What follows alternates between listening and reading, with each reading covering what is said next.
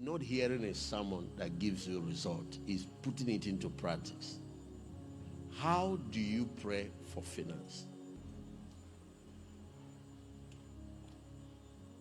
Prayer is like going to court, and so is governed by laws.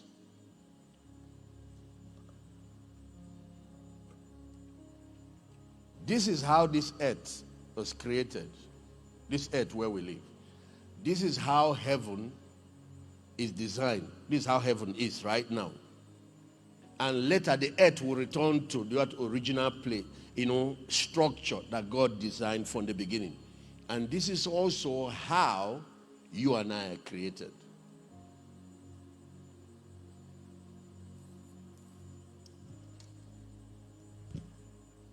So you call it 4 dimensions of existence. Dimensions.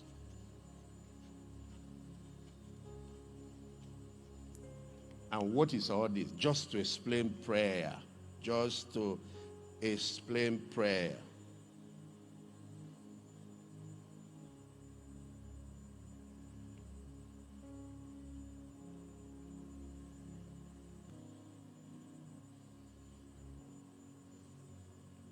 So, do you see now there are 2 boxes, or should I call it rectangle? The bigger one is planet Earth. The whole Earth. Canada, America, Nigeria, Africa, Europe, everywhere. There is a smaller box inside. That one is called Eden. Eden. This one is Eden. This one is Earth.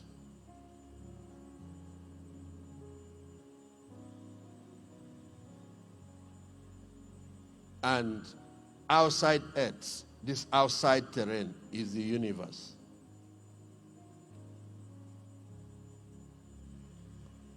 The Earth is like a dot in the universe, like a grain of sand. That's where you and I stay. This, our planet, as big as it looks, is not even up to a grain of sand.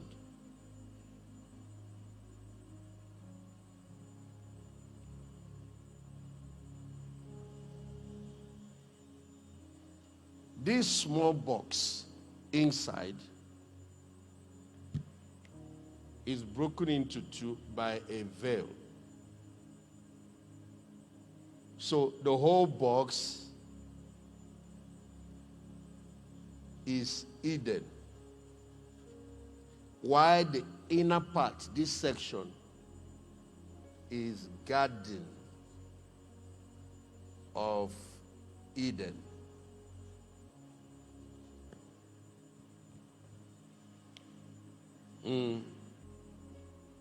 Go to Genesis chapter 2 and show them. God planted a garden and the location was given to us. Genesis chapter 2, go there. God planted a garden and give the verse. He specified it was planted east of Eden, because Eden is a continent that's picked out by God out of the whole planet Earth. Look at it. God planted a garden eastward in Eden. So you see, the garden itself is separate.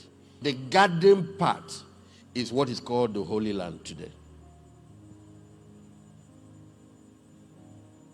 You have the garden, and then you have Eden, which is bigger than the garden. Then you have Earth, which is bigger than Eden, and then you have the universe, which is bigger than the Earth. If you look at it now, you see the 4 dimensions of existence. Because right here where you have the garden is where God put the Shekinah glory.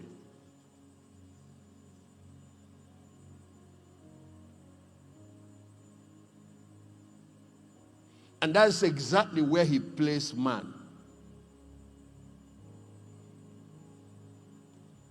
Eden as a whole is also special, because it's a special portion of land. Then finally you get to planet Earth. So God planted a garden eastward in Eden. And there he put the man whom he has formed. And then right there in this part called the garden, go one step further. Yes, go one step further. Right there in the center here are two trees, the tree of knowledge. The whole garden is filled with trees, good trees. And out of the ground, the Lord made to grow every tree that is pleasant to the eyes, good for food. The tree of life also is in the middle of that garden. The garden is what we're looking at. And then there is another tree, the tree of knowledge of good and evil. That's the one they were told not to eat. All the trees they can eat. What God did was to take everything that is in heaven, all those wonderful, and planted them here. And say, have all of them. Enjoy heaven on earth. But this one in the middle, stay away from it, or you lose everything. Anyway, they disobeyed God. And then go to chapter 3. God sent them away out of Eden. And then placed a cherubim east side of Eden. The Lord sent him, that's the man, forth from the Garden of Eden. Now take note, they were driven away from the Garden of Eden.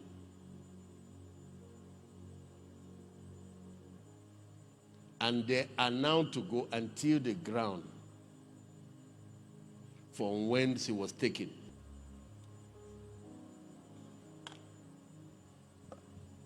So he sent him forth from the garden to till the ground. Then watch. Because in Eden, they were not tilling. No. Their agriculture is different from how we are doing it now. Agriculture there is technology of heaven. They were to tend and dress a garden that has already been planted. Now they have to go and grow their own food. God planted a garden in Eden, and he put man that he has formed there. Look at his purpose. God took man, put him into the garden. You see where he put him before? The garden. What is his job? Dress it and then keep it. Do you know what is keeping a garden? Huh? Do you know what is dressing garden? No planting. God has already done the planting. Read Revelation 21 and 22 and see how heaven is. It's a garden city. It's a paradise. What God created here is also another paradise. Earthly version. Earthly paradise. Just like heaven. And he comes down to this earthly one every day. His Shekinah glory, the same way it is in heaven, was here. On Mount Sinai, he stayed for some days because God was talking to Moses. In Eden, it was permanent. And these guys lived 7 years inside this garden. Anybody that lives there, because of that Shekinah, no death, no sickness, no nothing. If you see how the trees grow.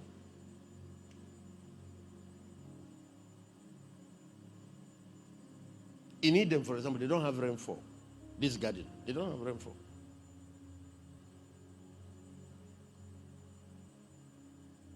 His job is to dress and then keep a garden that is already planted. Like if somebody do greenhouses, plant beautiful tomatoes, carrots, apples and all that. And your job is just to manage it. Just look after it. You're a gardener, but they've planted everything for you. And the crops are not just one time, they give you one harvest, they die, so you can start planting. No, they are permanent. They don't die. They bear fruit, one harvest every month. You are going to harvest 12 times in a year.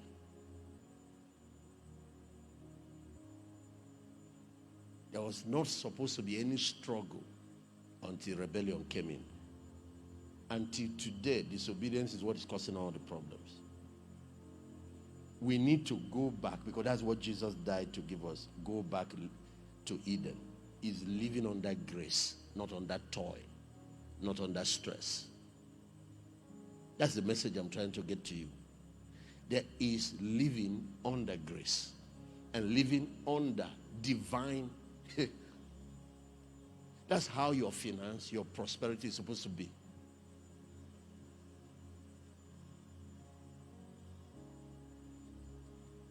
The redeemed man and the unredeemed man are not in the same level.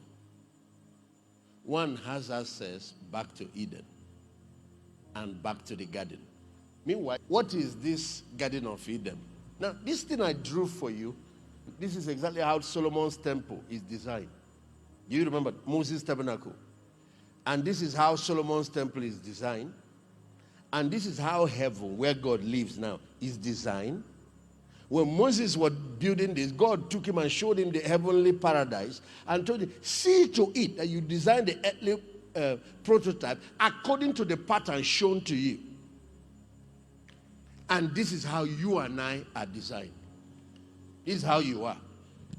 This part where the Shekinah is the human spirit. This part that covers, that is Eden, is the soul.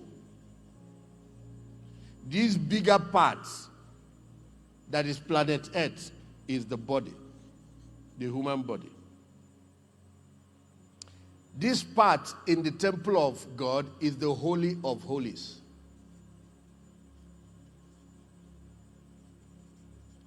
This part that we call the soul is the holy place. This part that is the outer court is the outer court.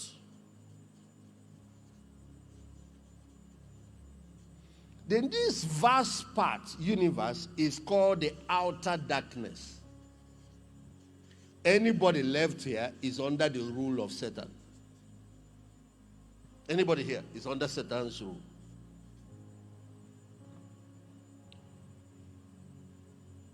It's outer darkness. The Bible uses it to talk about those that will perish, those that will go to hell, and all of that. So once you leave the garden, you are in Eden. You are still in a beautiful place. Once you leave Eden, you are now in the planet called planet Earth, where you walk with labor. That's where we fell to. The disobedience landed us. Is this outer part called, yes. You are now in Earth. Disobedience landed man there. And here now you have to labor and till. You're no more operating where divine provision is. But if you now move beyond here, you are in outer darkness. Even when Jesus returns and the earth is back under, these three positions will be back. This part will still have the Shekinah, and that's where he will govern from. This part will be a powerful, beautiful paradise continent, and then the rest of planet Earth will enjoy peace and the reign of Christ, and then there will be outer darkness. So, answer my question. Where do unbelievers operate from right now when it comes to the temple of God, the presence of God? Where do they operate from? Holy of Holies or where? They're in outer darkness, under Satan's rule. You can imagine that's where we are going to go and pull them and bring them into the outer court. And in this outer court, the first thing you have once you are here is the brazen altar. That brazen altar is the cross. That is the tool we use to cross people in. Once they are in the outer court, they are within the kingdom sphere. But now, remember, in the outer court, everybody there is a baby. Everybody there is carnal. So outer court Christianity is carnal Christianity. If you progress to the holy place, you have moved to soulish Christianity. If you now move to the Holy of Holies, you are now a spiritual man. And that's where the impossibles become possible. That place called Holy of Holies is from where we rule this world, from where you control. The man in the holy place just has developed his mind. He has a lot of knowledge. The man in the holiest of holies is walking in the presence of God. The man in the outer court may be a Christian, but he's still governed by his flesh. He's controlled by the flesh. Even when I ask you guys to pray, like we see some people, The prayer was like fight, because it's flesh-dominated life that they are living. They are believers, but they still live in the outer courts. So in the days of Adam, this is where they will be living. Adam and God will be meeting here. And when Adam comes, he can give them the gist. They don't know what happened.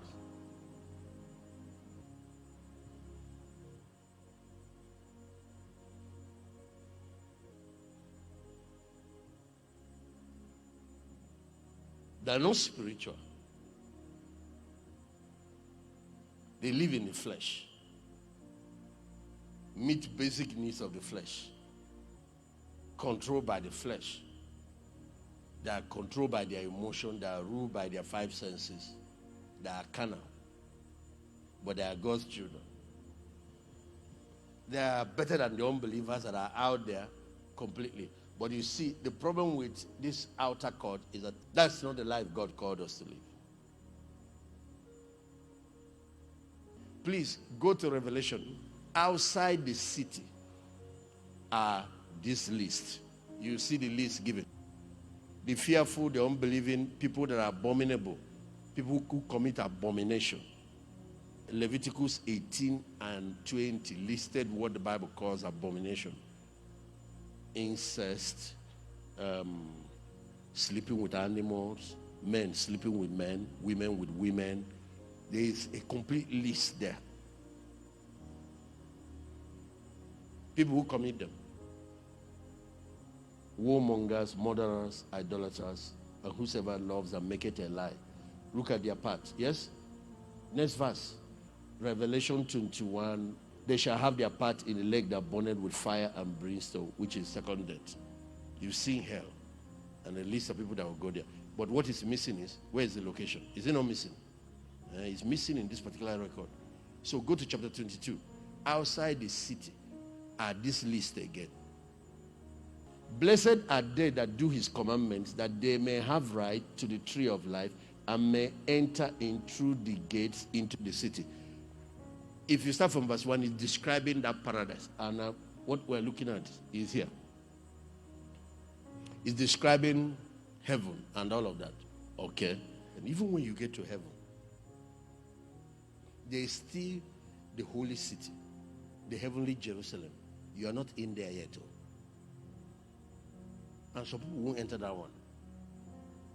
If you get to earth, does it mean you are in the earthly Jerusalem? Jerusalem is about 7 hours flight from here. But I'm on earth already. The same way you can get into heaven, you have made heaven, but you're not in the heavenly Jerusalem. I just explained it to you, that you can be in Eden, but you're not inside the garden. And you are fine. You are in a good place. You have made it. Because it's a wonderful place. And be watching those that have been to heaven. You are already in heaven. You are inside, because it's a very big place, a planet. But when they take you to this holy city built for the saints, it's unoccupied. You will see mansions, but it's unoccupied. You know why? Nobody's entering yet until we are ready. But you will see all these different mansions, the reward that will be given to us, and all the other wonderful things. Right now, if you are a soul winner, if you are investing a lot in intercession, there are 5 groups of people it's being built for. If you're investing a lot financially in the kingdom, if you're walking in righteousness and holiness,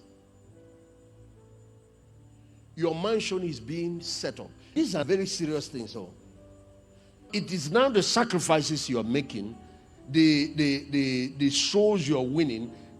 Those things are being converted to values that are used to develop the type of reward you'll be given. It doesn't mean that those in Eden will not have, you will still be happy that you made it. So this is what I was talking about, this holy city, the new Jerusalem. The way there is a Jerusalem on earth, in the midst of earth, there's also a Jerusalem in heaven. The whole heaven is not Jerusalem.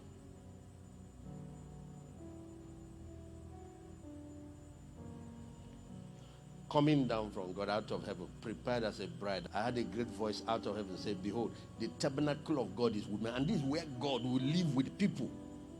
He will dwell with them. They shall be his people. God himself shall be with them and be their God. Verse 4.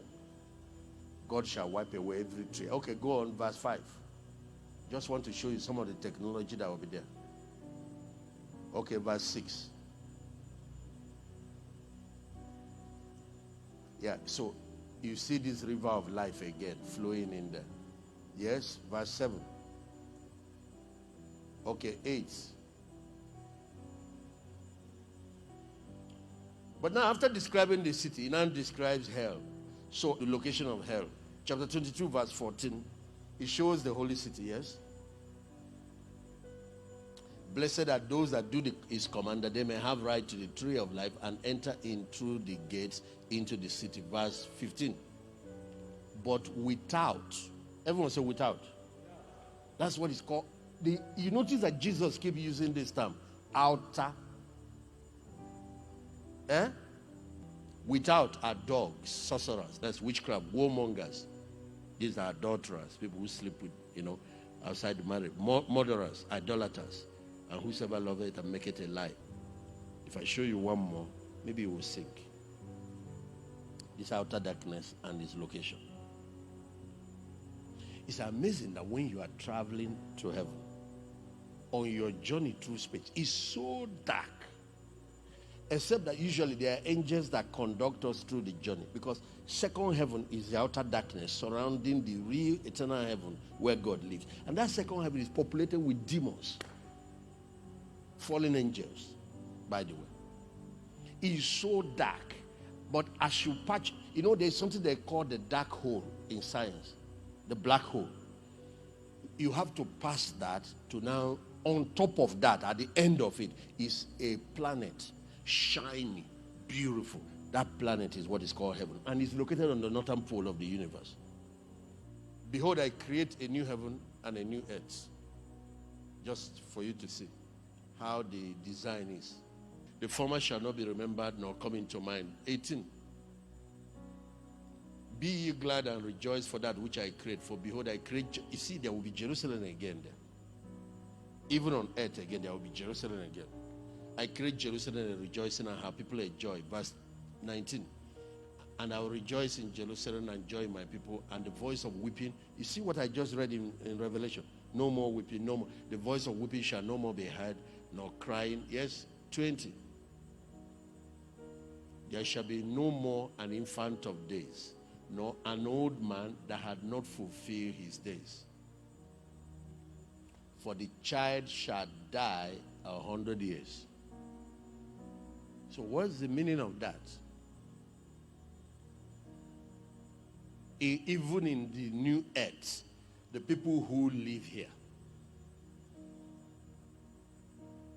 they will be natural men, they will have children, and they can still die. The only difference is, before you die, the minimum number of years you live is 100. No matter, even if you commit crime, you cannot be executed till you reach 100. After 100, the capital punishment can be carried out, and then men will have capacity to live for 1,000 years again. But the people that live in Eden cannot die at all. They don't even marry again. They don't have children. They are like angels. You heard that we are going to rule with Christ. Who are we going to be ruling? Natural men. Human beings like the way you are now. They were not thrown into hell, but they are not saints. So they are allowed to live on the earth. And you can see that some of them still have capacity for evil. Watch. There shall not be thence an infant of days. That's a child dying while you are a child. Nor an old man that has not fulfilled his days. For the child shall die 100 years. The sinner, do you see now? They still have capacity to misbehave. The sinner being 100 years shall be accursed. That's when they will be judged and they die. But we will be ruling the people here, but this is where our own domain is.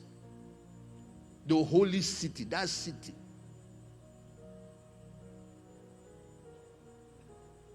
Now, look at verse 21. And they shall build houses, inhabit them, they shall plant vineyard and eat. So these people here will be planting and growing their crops, building their house. The people here, everything is already built for them. I told you about those mansions.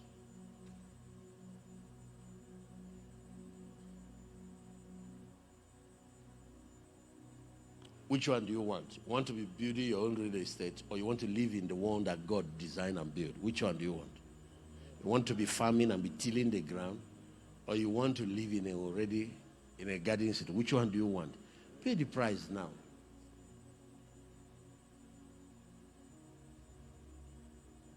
Watch verse 22.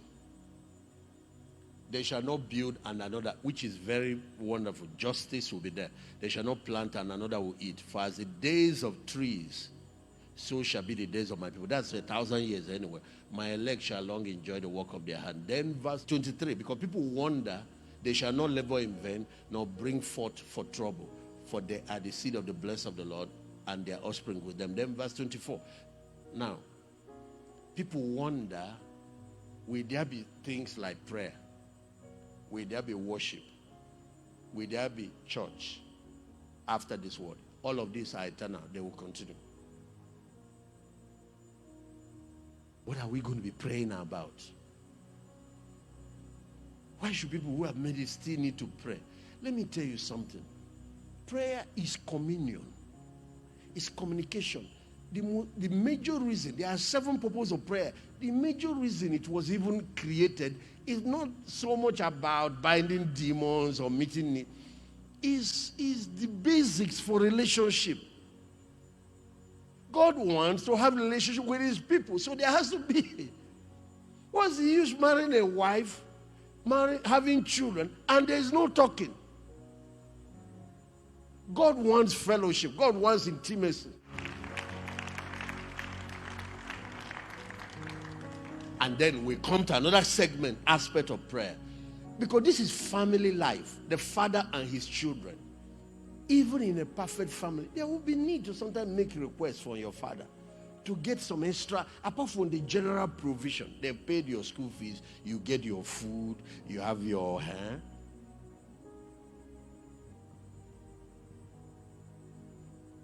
I wish Adam asked instead of just going to take the tree. Who knows what the reply will be?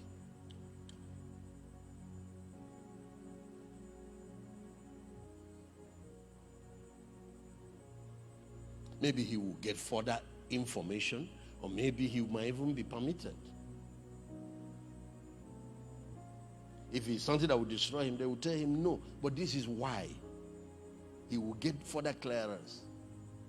And I'm sure you're seeing now, it shall come to pass. Before they call, what will happen? I will answer. Why does this speaking? It's not this one you pray and wait for 2 weeks or 1 month or end of the year. As the thing is still in your mouth. Pia. How many would like to be there? Nothing can make me miss heaven. I will drop it. I will give it up. I don't care what it is. It shall come to pass. Before they call, I will answer. Why there? So you see, there will still be prayer even after we have been. This is new heaven, new earth. Sure, you followed me when I started reading. Now let's go down to verse 25. Okay, you know about the wolves, lion and sheep dwelling together. No animal killing each other anymore. You know about this one. I don't need to explain it. Just exactly the way it was in the Garden of Eden. Those animals were not carnivorous. Everybody is herbivorous. Everybody feeds on grasses. That's what he's talking about here. They shall not hurt nor destroy in all my holy mountain. Okay? As the new heaven and the new earth, which I create, shall endure before me. That means it's going to last forever. It will not be destroyed like this one. You know, this earth will be destroyed with fire. Yeah. I just want you to know we are still discussing this. For as the new heavens and the new earth, which I make, shall remain before me, meaning it will not be destroyed, said the Lord, so shall your seed and your name remain. Okay? Verse 23, it shall come to pass that from one new moon to another, this is monthly, and from one Sabbath to another, this is weekly. All flesh shall come to worship before me. Now, that has been established. There will be prayer there, there will be worship, and there will be services. Now, where is the location of hell? Watch the next verse. When you are leaving the service, look at verse 24. When you are leaving worship, as they go forth, they will look upon the carcasses of the men that have transgressed against me, for their worms shall not die, neither shall their fire be quenched, and they shall be an abhorring unto all flesh. So to have a warning to everybody that makes it in eternity. So there is no future rebellion and all that. God makes the lake of fire outside the gates of paradise. It's not like it's outside. As you are leaving to return back to your different domains, you'll be able to see it. That new era, there will be no sea, no ocean. That space that was carved for it will be filled with liquid fire. And that's where men that rebelled against God will be burning. Right now, the present hell is under the earth. Then it's going to be on the surface. Even now, as I'm talking, hell is also on the surface. Even though it's inside the earth crust, it's called it the earth core, where you have volcano. There are some parts of the earth where it comes out on the surface. If you don't know where hell is, it's right inside the earth crust. Yes, that's where it is. But the lake of fire that will go with the new will be brought to the surface. So God wants everybody. All these ones, some people died, are telling you what's happening there. They want everybody to see for yourself. And if you now want that, you can try it.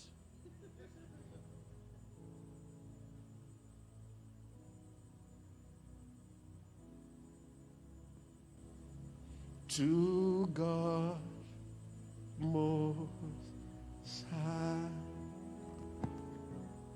Hallelujah. Can you imagine? Here we don't hear much preaching about hell.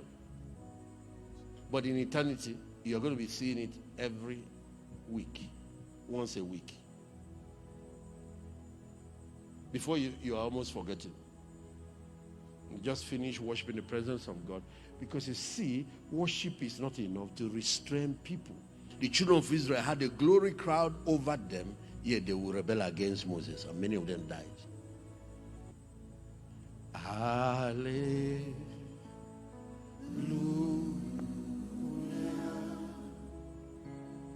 To God. If worship restrains people, the leader of worship in heaven will not have rebelled. You guys must lead worship on earth and join to continue in heaven. And those of you that worship must worship in spirit and in truth, so that you will go from earth to eternity. This liquid fire is what is called hell. God created it for fallen angels, and now human beings are going there. A lot of work has been done. They have found that in many active volcanoes where they are digging into the earth and they meet voices, millions of people crying, and equipment speak it up, because it's not in the spirit, it's real.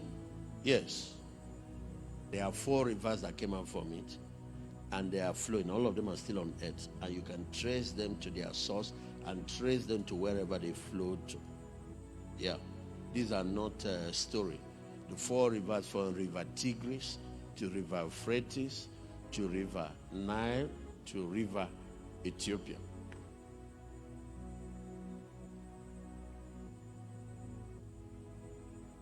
Yeah, the Nile is one of the rivers that came out of the Garden of Eden. And all the rivers move in different directions. And there's only one river in the whole world that travels northward. Only one in this whole world is River Nile. It's the tithe of planet Earth. God took tithe of the land space. He called it Eden. He took tithe of our weeks. He calls it Sabbath. And he takes tithe of our finances. That's what he does. Then he takes tithe of the human population. He calls them priests. If you notice, there are 12 tribes in Israel. He went and took one, the Levites, and the whole tribe, priests to the rest. That's what God does. God created all the nations on earth. He took one, Israel, to be a holy nation, a priestly nation to the rest. Now, what God has done with you and I by calling you a peculiar people, a royal priesthood, a called out people, ecclesia, is tithe of the planet. And our job is to be priests to the rest of human beings. Where he's called out people, selected people, peculiar people, the ecclesia, like a bride. And our mandate is to be priests to the rest of humanity. You can't live like them. You can't marry them. You are breaking the law. You cannot be indulging in their culture and their bad lifestyle. You cannot do that. Your job is to teach them, be an example, a light, a salt, a standard for them. If you start living like them, you end up where they will end up. And that's what happened to Israel whenever they start copying the hidden, instead of being a light to them. So when a person eats his tithe, you are behaving like Adam that went and ate that part that they said don't touch. Everything provided here are yours. Why is it just that one that God said for himself that you want? So he eats it, he loses the whole garden. He has to move to where he has to toil and labor. The same thing happens when we eat what is sacred. We move into toiling and stress and a lot of things that are not necessary. Some people even operate here where Satan controls their finances. It's terrible. Anybody there needs deliverance. Here is bad enough because here is labor and toiling. But here is financial bondage. You are like the children of Israel in Egypt. You are laboring under oppression, extreme poverty, and a lot of problems. But here is toiling. You can earn a living, but you just have to till your ground. But when you move into the second box, it's not that you don't work, but you work under grace. There is supernatural provision. There is supernatural provision. There is supernatural provision. And that's where you must operate from. That's where, in a country like this, with all the things happening, not to be victim of the times, you need to function under open heaven. You need to function under supernatural grace, supernatural abundance. You need to function under. Angels and their ministry needs to be behind your career, your profession, or whatever you are doing. And the man that does that has to be a giver. So he's not a toiler.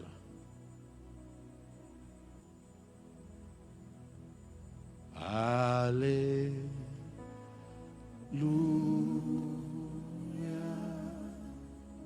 A river went out of Eden to water the garden.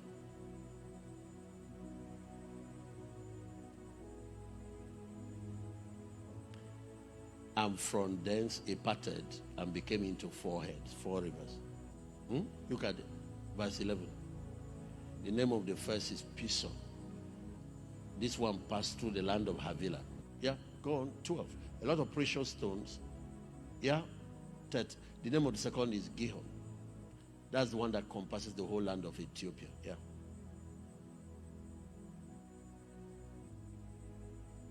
The only river that travels north is Nile, River Nile, River Nile, River Nile. Yeah. Yes, the next one, 14. The name of the third is Hiddekel, which goes towards the east of Assyria. The fourth is Euphrates. The third branch is called Tigris, the river Tigris. And the fourth is Euphrates. The very city where Adam lived And where is the city of Adam? It is not Garden of Eden. It's not Garden of Eden. It's east of the Garden of Eden. Therefore, God sent him forth from the Garden of Eden to till the ground where he was taken. And he put a cherub. Go to that next verse. He placed at the east of the Garden of Eden what? So he put security here because that's where one of the gates is. You know what the purpose of the cherub is? To prevent him from going in. So he put it east of the garden with flaming sword to keep the way to the tree. So he doesn't go back there and eat the tree of life. There are two trees. This one, you eat it, you are immortal. You never die again. This one, you eat it, you die. Satan told them to eat the poison. So now that they've eaten the poison, death has come. Their eyes are open. They will want to go and eat this one to neutralize it. So they put no more access to the garden. But they didn't stop them from being in Eden.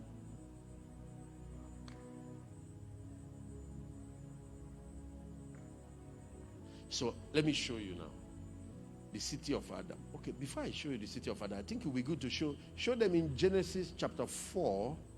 Man is now living outside the garden, but he's still in Eden.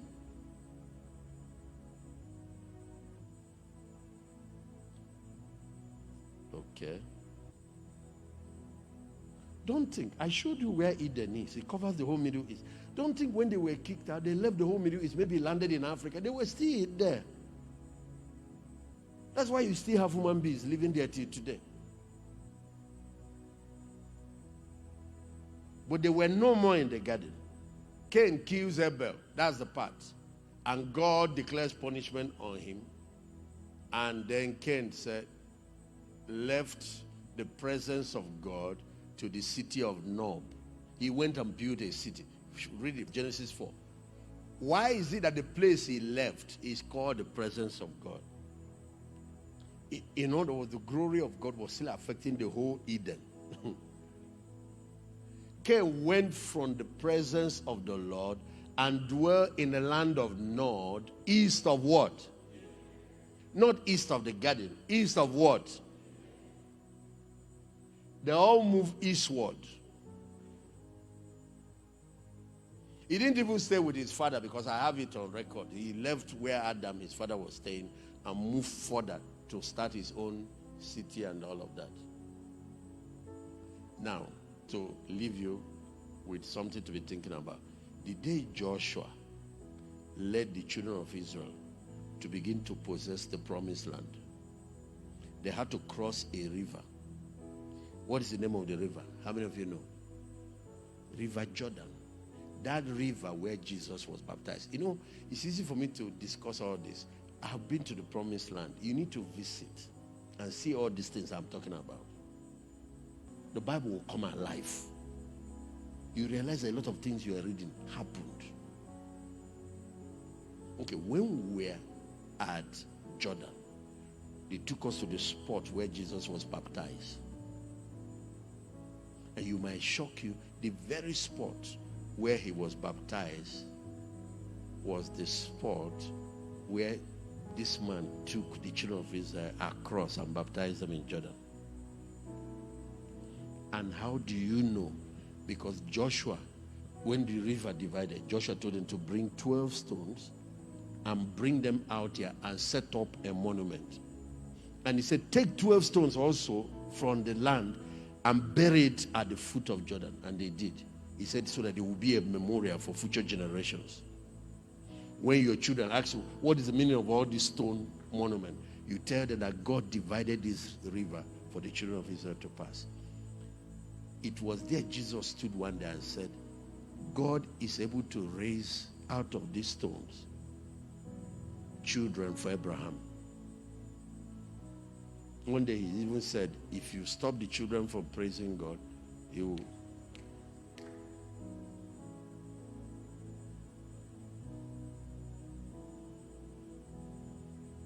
Now, here is the point. The Bible says when the priests were carrying the ark, when their foot stepped on the water, they were carrying the ark. The water divided. Ladies and gentlemen, watch now. River Jordan divided and traveled back the water to the city of Adam. So you want to know where Adam lived? Visit Jerusalem. Visit River Jordan. It traveled back and stopped at the city of Adam. As those that bore the ark came onto Jordan, as a priest, and the feet of the priests that bear the ark were dipped in the brim of the water, for Jordan overflowed all the banks. It's a time of harvest, like rainy season. It happens to rivers. Okay, verse 16. That the waters which came down from above stood and rose up upon a heap very far from the city of Adam. And that is beside Zerutan. It's giving you location. And those that came down towards the sea of the plain, even the salt seed failed and were cut off. And the people passed right into Jericho on dry land. You know, rivers flowed down. The ones that were flowing went back, stood at the city of Adam and froze. They stopped flowing. The ones that were now to continue in the sea now dried up, went down. Because if no more water is flowing now, what happens to the river? It dries. That one flowed away. That's what it means by it failed. It flowed away down.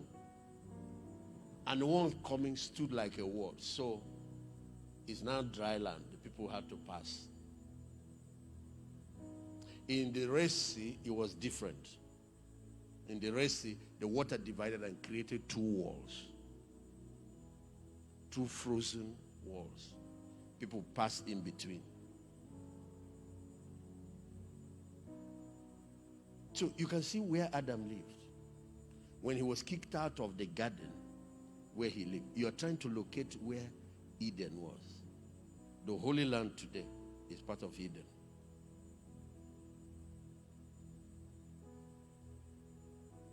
So even though man has failed, but that land, God was still guarding over that land. Later he gave it to Abraham and his descendants.